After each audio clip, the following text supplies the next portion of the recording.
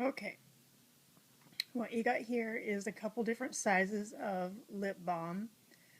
This is a standard chapstick size.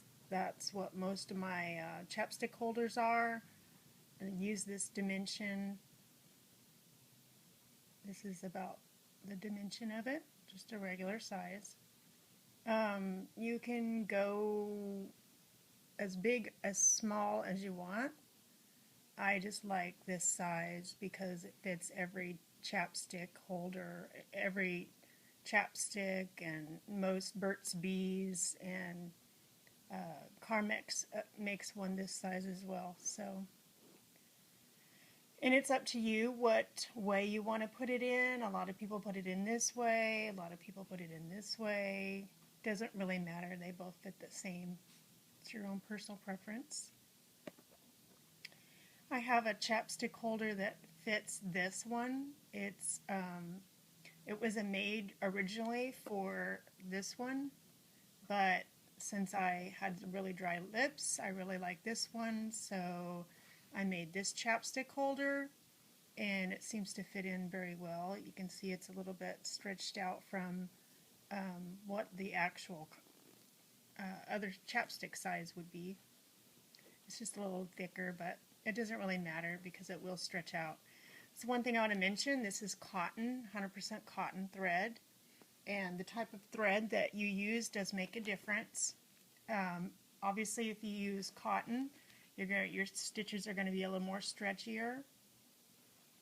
So you might want to decide ahead of time what you want to do. Also, if you use cotton, it's easier to throw it in the washer, and you could even throw it in the dryer. So it's up to you. Here's some examples of thread.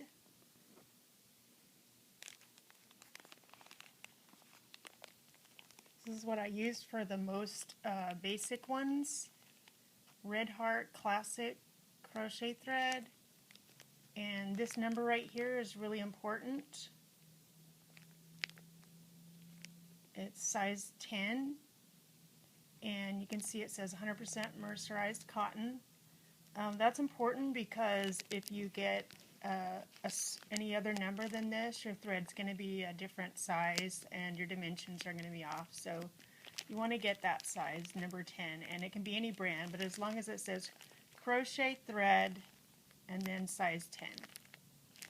This is a brand new one. It's never been used, so I thought I'd use that to show you the label.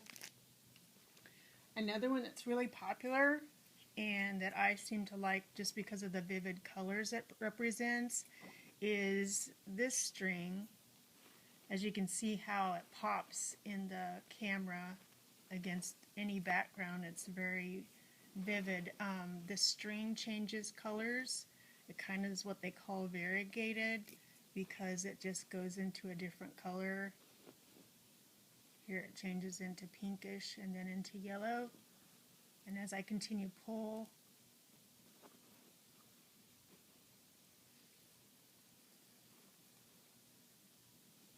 you're going to get all different colors. I should mention that you're never going to get the same chapstick holder, the same color styles, or color and thread, because the thread does change as it goes into the crocheting. It changes colors, so as you can see, every time you do it, you're going to get a different pattern. So I made the spring one just happened to turn out that way. This one I made, as you can tell, is a lot different than that one you saw, the spring one. I'll show you the spring one, but they came off this exact same spool of thread. Here's the spring one. And as you can tell, this one hasn't been put together and it does look different.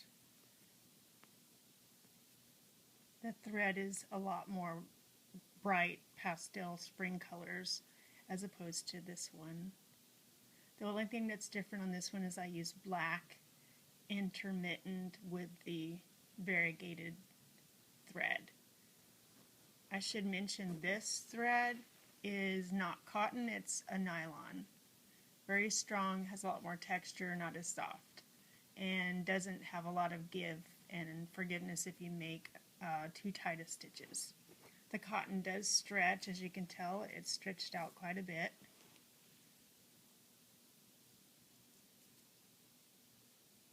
And it's the same size as all the standard chapstick holders.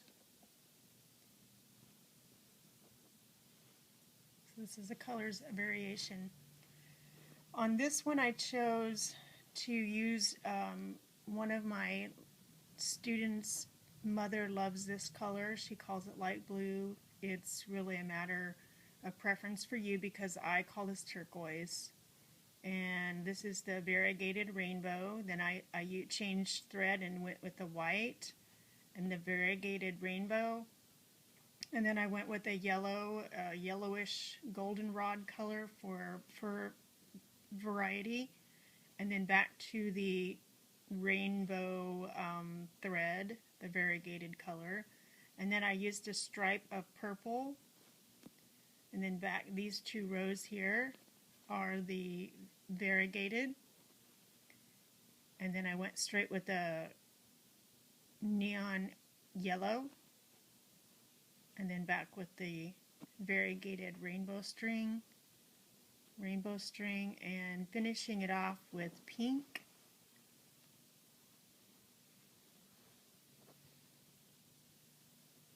So you always want to start with your bottom row as your chain. So here's your chain. And then as you go up, you're going to keep going up till you get to your top one. Remember, when you are planning what colors you want to do what with, your top color will end up being your string around your neck string color. I wanted it to be pink, so I made sure I left pink at the end. As you can see, there's a lot of strings here on the side. That's okay, don't worry about that. I cut them off, and we're going to tie knots in them. And then before I attach it,